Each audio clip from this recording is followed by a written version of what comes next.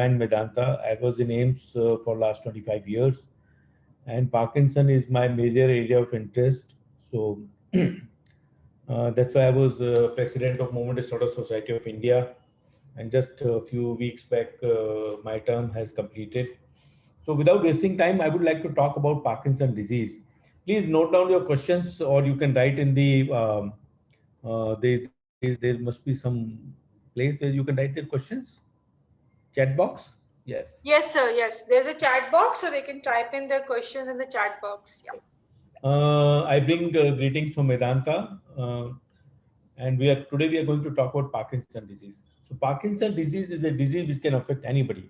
So as you could see from here, the who's who of the people around the world have been affected with Parkinson disease. If you go about history, it was very well described in our literature, and Hippocrates, Celsius, and Galen, all they describe in the ancient history. But as far as modern history is described, James Parkinson in 1817 described the disease with the name of shaking palsy. This is the first paper which Dr. James Parkinson, who was a physician, had written this paper. So it can affect usually after 50 to 60 years of age. The lifetime risk is about 3%. It's common between 40 to 70 years of age. But the youngest patient I have seen with Parkinson's disease were 12 years of age. So you can imagine practically every age can be affected. In general population is 10 per 100,000 people. And more if they are more than 50 years, so it risk becomes 5 times more. So this is something like 50 per 1,000 years. Prevalence is about 80 to 180 per 100,000 population. So in Delhi, around 10 to 20,000 people, and in India, about 10 to 20 lakh people must be affected at some point of time with different stages of disease. There are four major symptoms of Parkinson: rigidity, tremor, bradykinesia, and postural instability, which I'll describe shortly. What is rigidity? Rigidity is stiffness of body parts. So your limb becomes stiff, you find difficulty in turning in the bed. When you're moving, your body parts don't move so well and they are painful. Tremor is common and we understand as the shaking, which are usually slow tremor. They are present when you're sitting down. So when you're sitting, your hand may be shaking like this. They usually start from one side of the body and go to the other side. So that is also one of the important symptoms to understand. They can affect hand, leg, head, jaw, lip, chin. Bradykinesia is one of the most disabling symptoms. Bradykinesia means you become slow. So as you see, a lot of people with age start walking slow. They take more time to do daily activity of time. So when they are walking, their arms are not moving as well. The manual dexterity is lost. So they take more time in bathing, toileting, shaving, cooking, cutting, washing. And the family starts complaining you are taking more time. The simple question we should ask them is, if you can walk 1 kilometer distance 1 year ago in 10 minutes, how much time you will take today? If they're taking 15 minutes or 20 minutes, so they're slow become slow by 1.5 times or 2 times, that will tell you they are bradykinetic. Because of the same feature, you can have drooling of saliva. You're slow in the gait, so your walking becomes slow. When you sit down, you don't get suddenly. It takes time to get up from that, and your handwriting changes, which is also classical for Parkinson. I'll show you. Your blinking becomes becomes less, so you start giving a stare look or mask-like faces. So this is the normal. Upper one is a normal kind of handwriting, though they become micrographia, so they start writing slower one. Late feature is when they develop posture instability. It means you have a loss in the balance. They start falling more frequently. When they get up from the chair, they fall back into the chair. When they start walking, they sometimes start with a small and short stepping gait and fall back. Fall. Just a second. There is a call coming from the hospital again and again.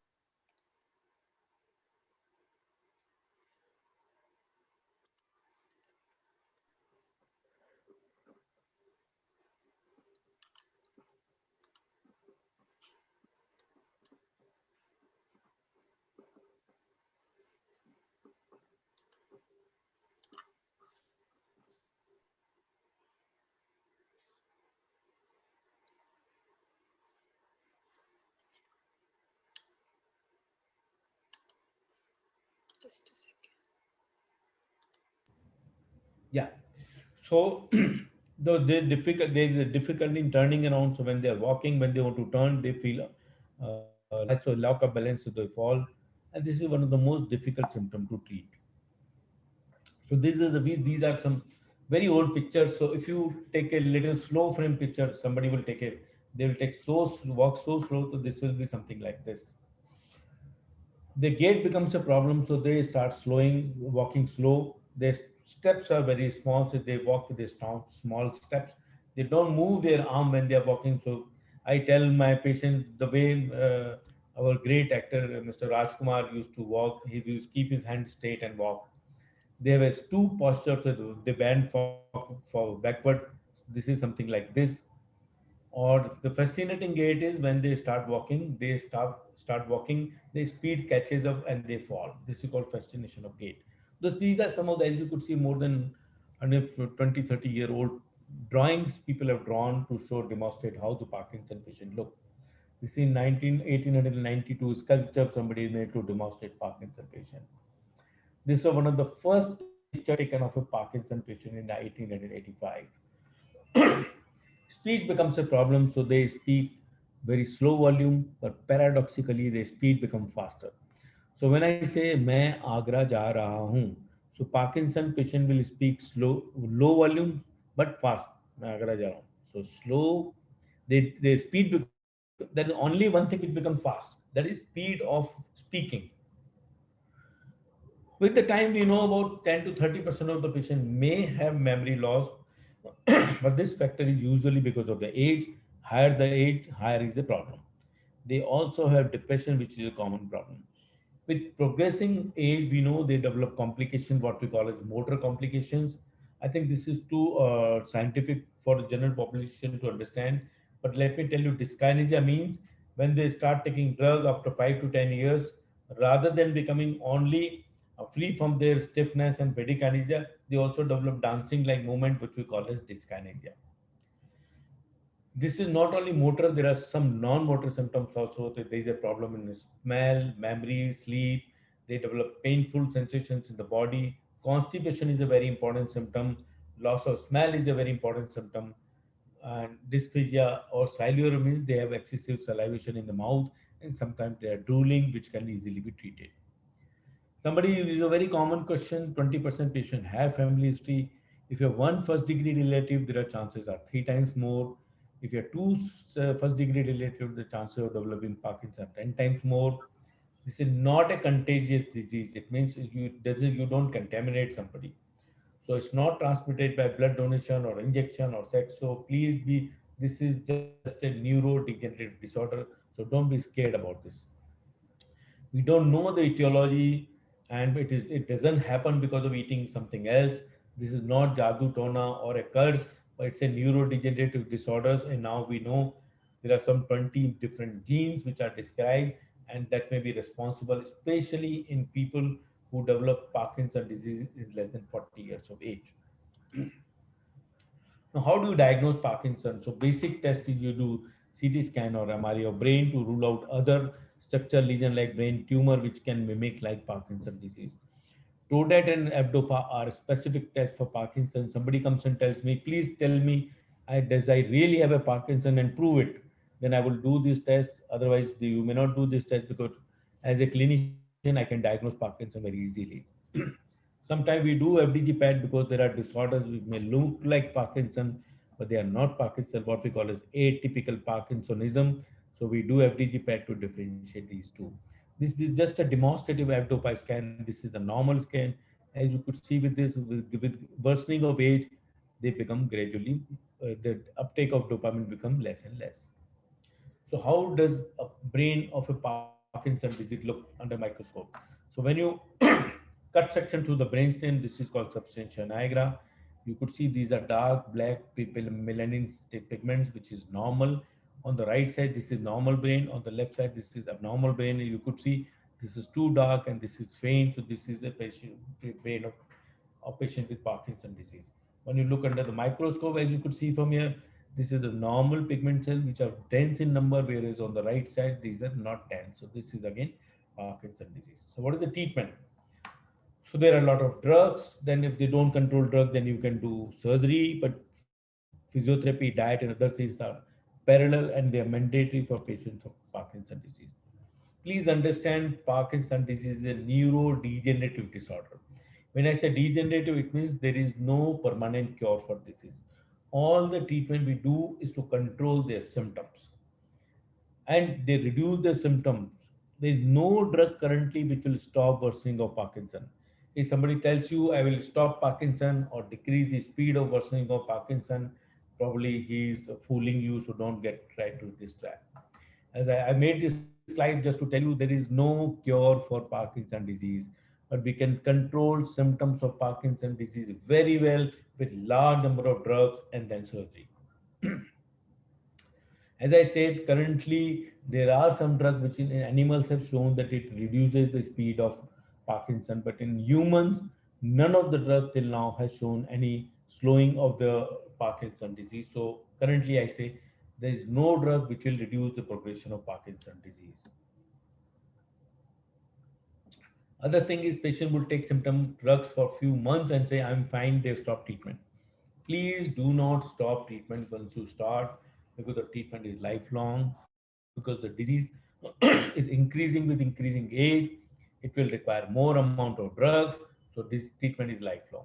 Some people say that there will be complication of the drug. So please understand, whenever there are the time will come when all the patient will develop some other complication of the drug because the disease is progressing. You require more drug. When you give more drug, there will be more complications. But then there are solutions to that also. We'll talk about.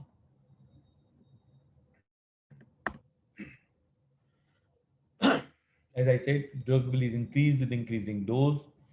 Levodopa is the most important drug. It is like a petrol.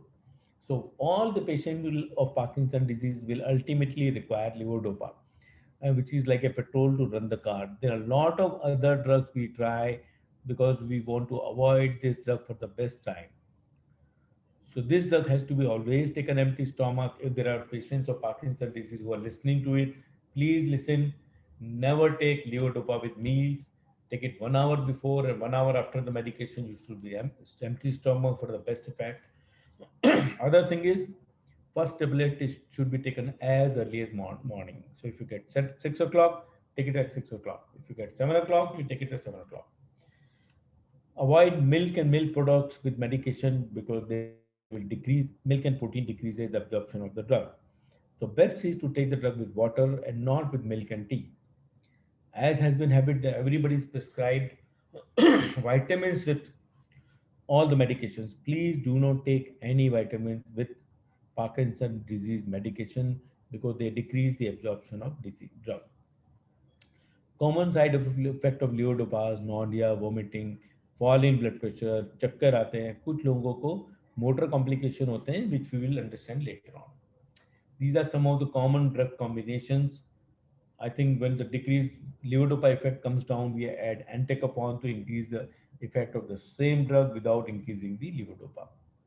I think I'll cut down these medication because this is mainly for doctors. So there are drugs which we call as dopa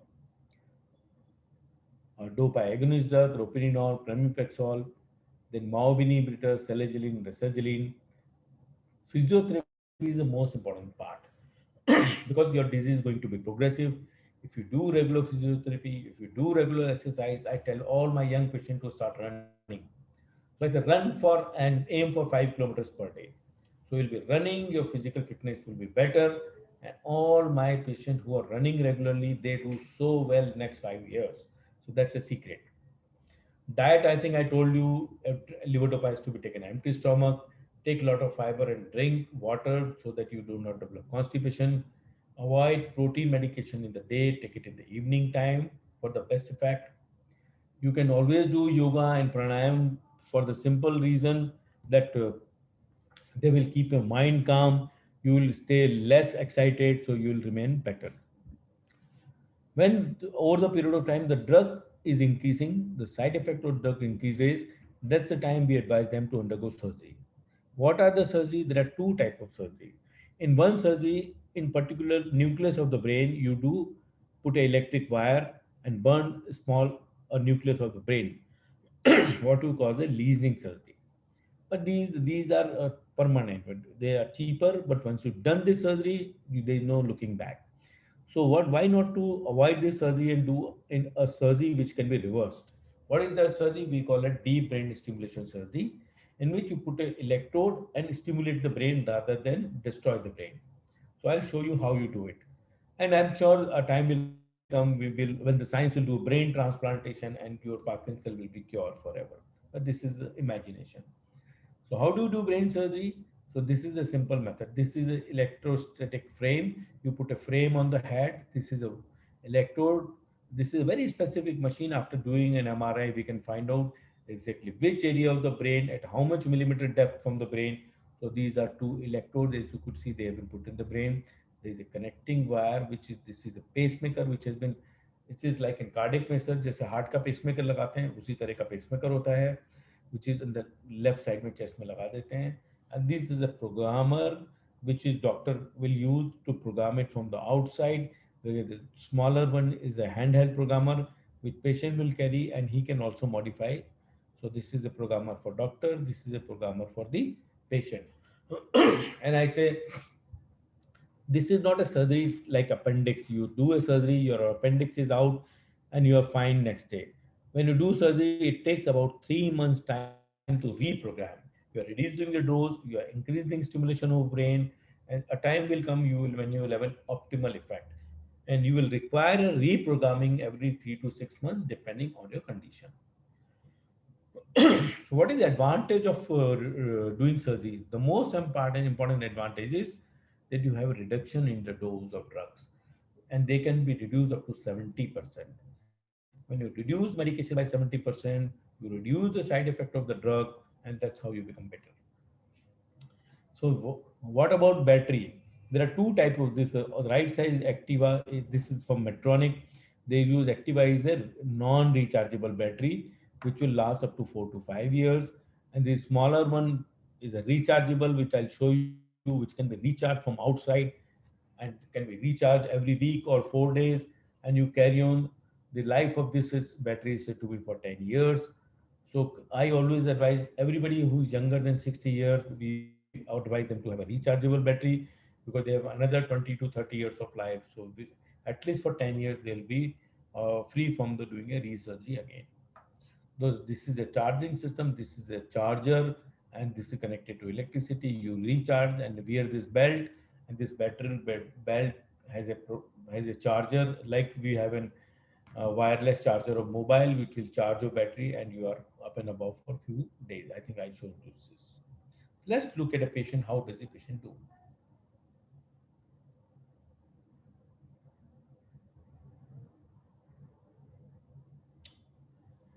I hope it works.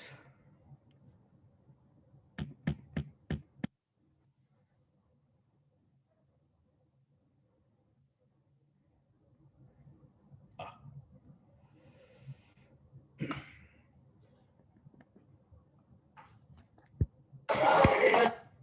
okay, I'll share it again. I'll play it here only so that you are able to. नहीं ठीक है आपका angle थोड़ा सा वो होगा So you use a frame like this.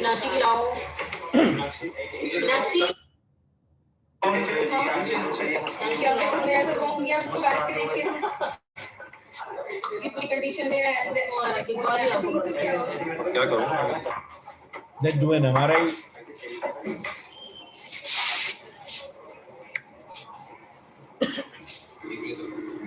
This is MRI cuts in the brain, and you identify which area of the brain. Then you put micro electrodes in the brain. This is during surgery, and record brain activity like this, and identify exactly which part of the brain you want to do surgery. Put electrodes. These are 5 electrodes in the brain. Then you remove 4, and you leave 1 electrode at that place. This is you made a small pocket in the chest. This is a battery, which is a smaller battery, this is an old battery, and you implant it here in the chest. We are closing the battery. So this surgery takes about 3 to 5 hours, depending on the cooperation of the patient. During surgery, the patient is fully conscious. He's talking to you, and you can tell कि मेरे सिर में दर्द हो रहा है या मेरा. And when we are doing the surgery, we also assess the symptoms of Parkinson on the table, and they can patient will tell you मेरा कंपन ठीक हो गया है, मेरा हाथ फ्री हो गया है, and I'm feeling better. So let's see how does a patient do. So let's see one of my old patients. He's almost 19-year-old.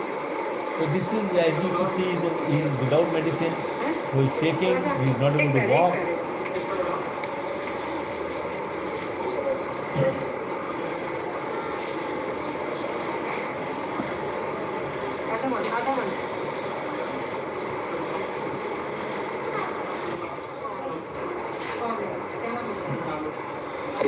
She is my teacher, Professor Bihari. The patient is so stiff, he can't move at all because he's not taken medicine.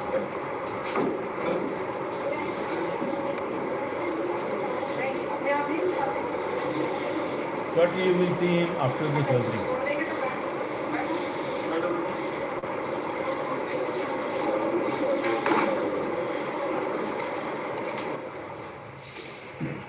So the same gentleman, after about 10 days of surgery, you can see there are no tremors. He's not shaking at all. He's sitting so comfortably. As you can see, his speed of hand movement has increased. And he is able to walk so well. This type of outcome we expect after walking in the ward.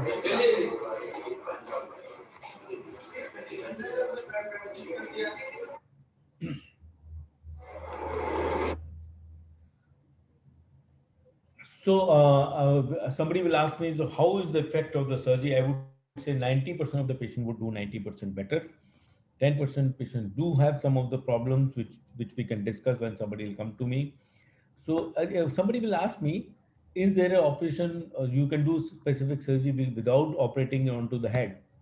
So this is a new machine which has come into into the world, which we call as focal ultrasound under MRI. So this is a special machine which has an ultrasonic waves. MRI guarded, as you could see from here, there are different rays coming. Ultrasonic rays are coming at one particular part of the brain, and this produces a lesion like this. So if there are any more questions, I'll be happy to answer them. This is my email, drvinaygoyal@gmail.com. If you want, you can talk to me at 98104-87420. Thank you very much for patient hearing. I can take some questions if there are. Sure. Thank you, Doctor. And I'll now request Dr. Jayashree to please take up the questions from the audience as well as the ones which we have received on email. So over to you, Jayashree. Thank you, Archana, and thank you very much, Dr. Vinay, for such an informative talk. I'm sure that everyone who's listening in is really already had many of the questions that had been asked you've already addressed through your talk. But we've received several questions, so maybe I can just jump straight into those. One of the questions that a listener is asking is, what is the difference between Parkinson's and Parkinsonism? Wonderful question. Even most of the doctors do not know this. See, Parkinsonism is, I showed you 4 symptoms: rigidity, bradykinesia, tremor, and abnormal posturing. These 4 symptoms, anybody has, this is called Parkinsonism. The commonest cause of Parkinsonism is Parkinson disease, which is a specific disease.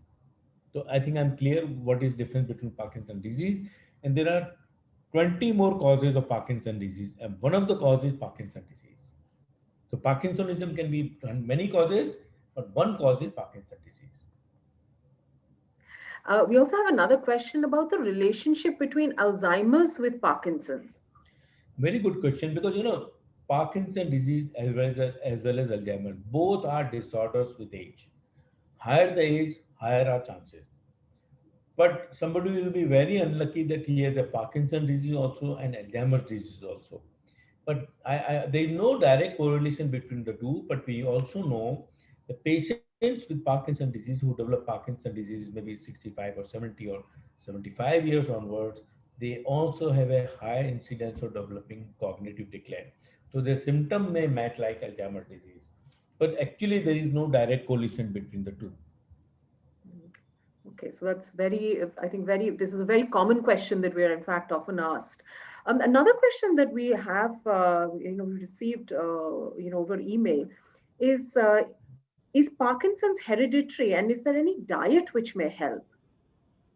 As I mentioned to you, about 20% of the patient will come and tell me that they have one or other family member affected. So that is hereditary.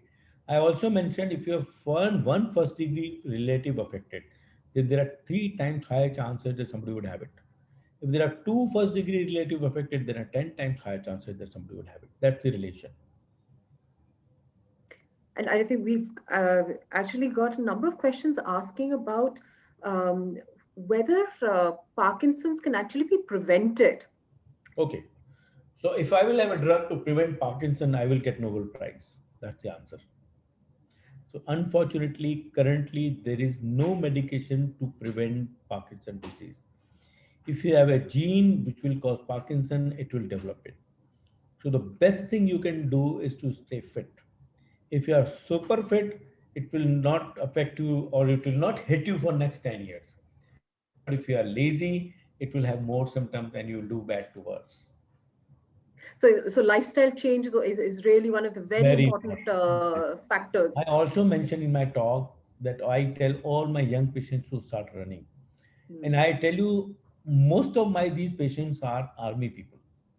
They start running, some guys that are running 5 kilometer, 10 kilometer. And when they come back to me once in a year, I say, don't come because they are doing so well. So I understand those who start running, they do very well. Some of my doctor patients are younger patient. I tell them to start running. So for everybody, if you are running, you will be good for all other reasons also. So that's a very important tip that I think we can all go home with. Um, we have a very specific question which someone has asked, mentioning that their father has suffered from Parkinson's. They're in their late 50s. Their hands shake when they hold a hot cup of tea or a water bottle. They visited a neurologist, they've had the brain MRI and handwriting test, and there's no abnormality. Is there a possibility that they may get Parkinson's in the future? See, anybody who's shaking is not Parkinson. So how to differentiate? Patients of Parkinson disease, when they're holding the object or doing activity, their tremor stops classically. When they're sitting ideal like this, then they start shaking. That's Parkinson. And I'm usually, but in advanced disease, you will shake all the time. But at the beginning, usually their hands are shaking when they're sitting at rest. So they're shaking like this. You can make out. Second point, they usually one hand is shaking and other is not shaking. So it's asymmetrical. Whereas the common differential is essential tremor, in which when they're sitting ideally, they are fine. But when they start holding the object or they're holding something, holding pen, holding plate, then they start shaking. That is more likely essential tremor. Essential tremor is very common in family. So at this minimum history, what you tell, I can't exactly tell is it Parkinson disease or essential tremor. I need more information. Right. So, I mean, I think if somebody has a concern about family members who have had Parkinson's, then it's important if they have any concerns to at least seek I think professional help. That's if they are really concerned, then they should consult a doctor. hmm. Best would be neurologists who have a good exposure of Parkinson. So if I see a patient, I can tell you that likely this is Parkinson or unlikely this is Parkinson. Hmm. Right. So I think that's very, very important again. Um, we have another question about the initial symptoms of Parkinson's. Is it always true that the first symptoms are tremors? That is true partly because most of my patient will start with tremor. If patient have a slowness of activity but does not have tremor, I doubt it. I say, is it atypical Parkinson? As I told you, so different type of Parkinsonism. So it may be Parkinsonism, but not Parkinson disease. Whereas somebody who is in tremor, which is on one side, they are rest tremor, I know this is Parkinson. So that helps me to diagnose. So again, you're really highlighting the importance of, if you notice any kind of changes or you're concerned about something, again, how important it is to go Yes. consult a neurologist and a doctor to get any sort of concerns addressed about this. Exactly. So it was very interesting in your talk that you showed about the surgery as an option. And we've got several questions around this. So maybe we can take up some of these. One of the questions is about what age can this surgery be done? So first of all, there is no age restriction. We have done this DBS surgery in as small as 15, 20-year-old child, as late as 65, 70-year-old gentleman. So age is not an bar. It is when to do surgery, it will depend on what are the symptoms, what are the drug complications, whether it's responding to levodopa. There are many factors which a clinician will be assessing before he will offer you surgery. And what are the risk factors someone is interested to know associated with the This surgery? is a very difficult question to answer. And we have looked into the lot of literature around the world. The commonest risk factor is age. If you are old, you may have it. Second risk factor is family history. If you have families, person with Parkinson disease, you are at a risk of Parkinson disease. 100 years ago, there was an encephalitis, which was called as encephalitis lethargica. After that, people developed Parkinsonism. So it was by chance. There are people who used to take drugs, and there was a time which is, I'm forgetting the name of the molecule. What happened? A group of drug addicts developed Parkinsonism, then MPTP. Then later on, it was discovered that this drug abuse was mixed with a component called MPTP, and that MPTP led to degeneration of dopaminergic cells in the brain and developed symptom like Parkinsonism. From that onward, we have learned how to create animal model of Parkinsonism. We use MPTP to create animal models. So that was the one message we learned from this bad incidents. Okay, right. And in fact, that this may be a good time to take another question related specifically to medication that we'd received earlier. Someone wants to know that their wife has been taking medication for bipolar Hmm. disease since the last 35, 40 years. Hmm. And now sometimes her hand looks like she has some Parkinson's problem. They give Pacitane 2 mg for this, which provides some relief. But for how long can the medication be given? And, is this a side effect? I think it's more like a consultation rather than an education program. Because in bipolar, there are a large number of drugs when people are given, they may develop symptoms like Parkinsonism, as I mentioned you. So this will be like drug-induced Parkinsonism. So we will have to look into it, what other drugs she's on and what best can be done to reduce tremor. Because it's very common people who are on long-term treatment for bipolar disorders, they do come to me with Parkinsonism. So that needs a little evaluation. So again, if there are concerns about, some long-term chronic condition which is being treated, it's very important to, again, keep continuing with those regular kind of consultations. Someone has asked about what makes hallucinations occur. Are they associated with Alzheimer's or Parkinson's disease? Again, What makes hallucinations occur, and are these associated with Alzheimer's or Parkinson's disease? see, hallucination in Parkinson's disease can occur for 2, 3 reasons. One, it could be part of the Parkinson's disease itself. Second, it can be in other forms of Parkinsonism like diffuse Lewy body dementia, which can exactly present like Parkinson's disease. The some difference is they may initially have a lot of hallucinations. So we know. Third thing is all the drugs used in treatment of Parkinsonism can cause hallucination. So that will require a very expert opinion that which drug to stop or which drug to continue to control these hallucinations. Because sometimes hallucinations are very bad and they need a serious consultation to control them. Right, right. Um, one, we actually have somebody who wants to know more about if there are any associations which they can be involved with for welfare of patients who have Parkinson's. Okay.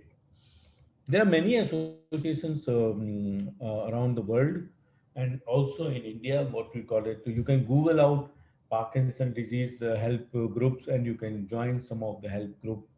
And or somebody who's enthusiastic can create a health group and I'll be happy to participate with them. That's wonderful, because I think that kind of support from other people who are going through similar Support. conditions Yes. is really also important. Um, Again, going back to the, you spoke about the surgery. Someone wants to know what are the risks, of the surgery itself and the success rate. Success, as I mentioned earlier, success rate is 90% people will do 90% better. I think better question somebody is asking, what are the risks? See, this is a major brain surgery. The worst risk is to develop brain hemorrhage when you are putting electrode into the brain. So somebody will ask me, so how many of your patients had this? So I have done some more than 300 patients of DBS, and this was more than 10 years ago when this happened with us in two patients. Because when we were putting the electrode, it was the blind procedure, and we might have hit a blood vessel in the brain. These two patients developed brain hemorrhage. Then we modified our technique. So now what we do, we map the brain vessels in advance and put these images into the brain images. So when we are planning our route of this electrode, we avoid this. Unfortunately, after that, we never had it. So it is an improvement in the technique. So theoretically, yes, anybody can have it, but now practically we are wise enough to find a track. But again, in an individual case, nobody can give you 100% guarantee that you will not have this complication. The other complication is when you are putting the electrode, it is a very fine surgery actually. It is a fine surgery that any distance of 5 millimeter makes a difference. You can imagine this. तो चने के आधे दाने के बराबर भी distance अगर जो आपका इलेक्ट्रोड इधर उधर हो गया तो आपका रिजल्ट चेंज हो सकता है. तो it's a very specific and very precise surgery. So then it requires lot of programming. Problem होती है कई बार जब हमने इलेक्ट्रोड डाल दिया लेकिन वो ब्रेन टिश्यू इतना लाइव ही नहीं है तो उसका रेस्पॉन्स इतना अच्छा नहीं आता है. तो कई बार जो लोग वो लोग होते हैं ना जो बहुत वेट करते रहते हैं कि अभी क्या, कभी नहीं, अभी बाद में कराएंगे, ये वो लोग होते हैं जो बाय वन गेट फ्री में भी जब फ्री वाला के साथ फ्री मिलेगा तब लेंगे. तो आप इतना वेट ना करें कि मेरा एक और एग्जांपल होता है कि आप पेड़ को इतना ना जला दें कि उसमें फल कभी ना आए फिर. तो थोड़ा हरा भरा रहनी है. जब आप स्वस्थ हैं, चलते फिरते हैं, तब सर्जरी करा लें जिससे आगे की और 10-15 साल की आपकी लाइफ अच्छी हो जाए. बेनिफिट्स भी तो मिलनी चाहिए. हाँ. Someone's interested to know what are the chances of having Parkinson's after 80 years of age? Oh, that's around 5% of the population. It's quite high. It's quite high. Yes. And we have a query about 5 to 20% होगा. Okay. And we also have a query about whether Parkinson's can be treated with stem cell therapy. Okay. See, this is a question. Let me tell you, first of all, stem cell does not work in any neurological disorder today. There is no evidence, whether it is Parkinson, Alzheimer, stroke, multiple sclerosis, spinal cord injury, what more should I say? Stroke, cerebral palsy. Currently, the evidence is too small. This is into an experimental stage. When I was at AIIMS, we have tried in multiple sclerosis, we have tried in ALS, we have tried in stroke, we have tried in Parkinson disease also, but it was a small study. We have tried in spinal cord injury. So the results are very different from different people. So currently it has not evolved at a stage that we recommend this as a therapy. But if somebody is doing a research and you are enthusiastic, then you may participate into the research with the concept that you may be benefited or it may be more harmful. That's the stage of the stem cell in Parkinson's disease today. So that's indeed very informative. But it is very promising. Let me tell you, there are some research group have done a wonderful work, and I'm sure coming 5 to 10 years we will have methods of doing. Stem cell is a beautiful concept. What is stem cell? Stem cells are one specific cell which can go to the brain particular site and evolve into that type of cell. They are modifiable cells. But it is not easy. You can't go to a football ground and start playing football. You can't go to a cricket ground and start playing cricket. Though that sounds very logical that if you train in football, I will become footballer. But it is not that simple. So when time will come that we will understand the entire physiology, pathology, and chemistry of the brain, they will know how to make one person to go to football ground and play football. And the same guy will, when we'll go to cricket ground, will be an excellent cricketer. So it's little away from today. So this is more of a lot more research that's It's more of required the right research now thing still. right now. Yes. Hmm. Um, we Somebody is also, asking what is the cost of DBS. yeah. So at Medanta, the when you do DBS, when you are using non-rechargeable battery, as I mentioned, the life will be 4 to 5 years. The cost will be around 10 lakh. Whereas I would suggest anybody who's less than 65 years of age, I would suggest them to use rechargeable battery because that will last up to 10 years, and the cost will be around 15 lakh rupees. And are there, so besides the drug aspects and the surgery, are there any other treatments for Parkinson's? No, uh, to best of my knowledge, the best thing you can do is first is to do exercise. That will go a long way with you. Second is to start a set of drugs which are given initially to all the Parkinson patients, and then second set of drugs, and then when they are saturated with the drugs or getting side effect of the drug, then we advise them doing DBS surgery, and then I think they should be doing enough for the over 15 to 20 years period of time. Okay. Um, we also have another question about in the current COVID situation and vaccines for people with Parkinson's disease. This is a general instruction for everybody because the risk of becoming a serious COVID infection is very high when somebody will get it. Most of the patients with Parkinson's disease are little higher age, and so it will be best in the interest of them that whenever the vaccine is available. I'm reading in the newspaper from today they have started doing registration. So if you get an opportunity, you must take vaccine to prevent yourself from the COVID. But after taking vaccine, do not feel that you are immune to it. You are safe. Still, you take best possible precaution. You maintain social distancing. You use mask. I'm not using mask right now because I'm sitting alone in my room in Defense Colony Medanta office. Though I have my mask which I carry all the time. Rather keep one spare mask with you always, so that suddenly if you have forgotten, you can take it out from the pocket and use it. Yeah. Mask will prevent you the best way from infection. Let me tell you, this is the best thing you can do, to wear mask all the time where you are in public place. And I think we can't emphasize that enough. That's really important. Vaccine on, or I mean, even if you have the vaccine. I'm sure all of us know around the world, India has done excellent for the simple reason. I'll take 1 second. There's an urgent call from the wall. Sure. Yes. So maybe whilst doctors just addressing the call, at Samvedna, there are several initiatives that we have to help people with Parkinson's. We do assessments for cognitive decline. We'll also be, this is one of the questions which I will be asking doctor to address. But we also have a support group for caregivers where we meet. Currently, these are being held online to share concerns, to share things about what caregivers have found beneficial whilst caring for patients with Parkinson's, as well as things that patients themselves may also have found useful. So we actually have support groups where, and if you're interested to know more about this, then you can definitely look us up.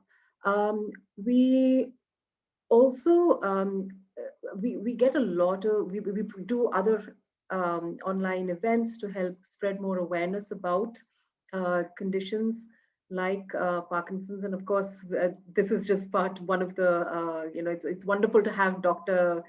Vinay address all these queries, because this is really useful, I think, for everyone. So maybe we'll just wait for, I think doctor's still on mute, if you can just help with that. Yes. Okay, great. So doctor, another question that, I mean, we at Samvedna, one of the things we do is a lot of cognitive assessments for people, older adults, because we see a lot of cognitive decline. Yes. How is this associated with Parkinson's? As I mentioned, see, change in cognition is usually associated with elderly age. So is Parkinson. So somebody will be very unlucky, he has a both. But a lot of people who develop Parkinson disease with a higher age, they do develop cognitive deficit. Somebody asked me a very interesting question. What is the correlation between Parkinson disease and varicose veins? So let me tell you, varicose veins is not associated with any neurological disorders. So that is a separate problem. So you contact vascular surgeon, peripheral vascular surgeon, they will be able to help you. Right. I think there have been several very interesting questions. I think doctors already, I think we've been able to cover most of them, but if you do, we have a couple of minutes. So if there are any other questions that you have, please do put them into the chat box. I think, is there any way that, one of the other questions that I think you may have already answered, but is about the prevention of it? See, I told you, if somebody is destined to have Parkinson disease, they know way to prevent it. But you can be more stronger to fight it. So how you can be more stronger? You can be more stronger by making yourself fit. Do regular exercise, do running, do yoga, do meditation. So be mentally strong. So if you will have it, you are ready to fight. That is the best thing you can do. So if you are physically fitter, you will be hit less by the Parkinson. But if you are frail, you will be hit more stronger by Parkinson. And these are, I mean, obviously, this change in lifestyle, I think, is something early. Be asking me that will this recording be available on YouTube channel? My staff from Medanta Clinic, can you answer this? Somebody? So, sir, we will record the meeting and same will be shared with the ma'am, and they can upload it on the YouTube channel. Okay. So the recording of this will be available. We can also put it on the Medanta YouTube channel. Sure, sir. On the Facebook, LinkedIn, and YouTube. Yeah, Vedanta. Okay. So answer is yes.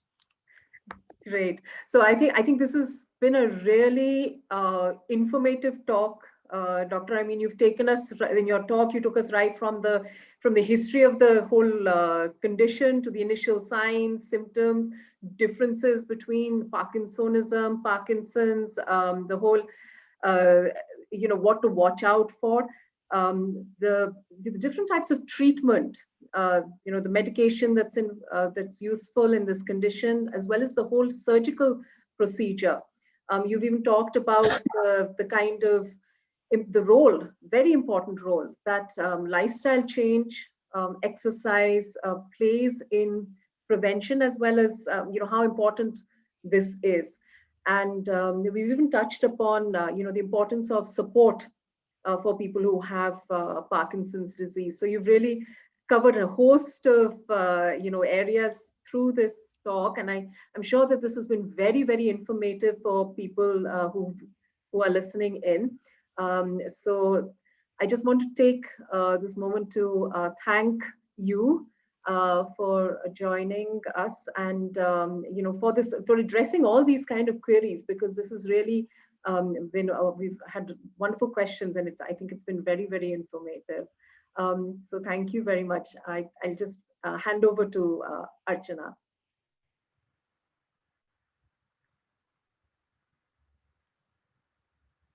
Archana, I think you're on mute, if you can just check that. Yeah, sorry. Yeah, so thank you, Dr. Vinay.